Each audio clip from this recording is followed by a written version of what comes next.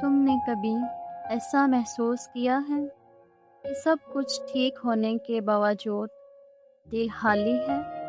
जिंदगी में सब कुछ ठीक लगता है, लेकिन फिर भी कुछ कमी महसूस होती है।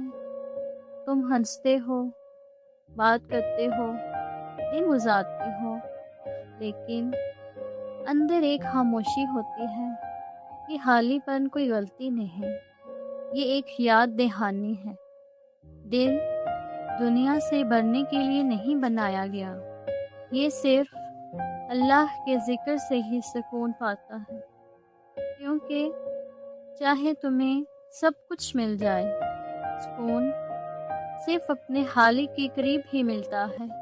शायद ये खालीपन तुम्हारी रूह की अपने रब की तरफ वापसी की आवाज़ है।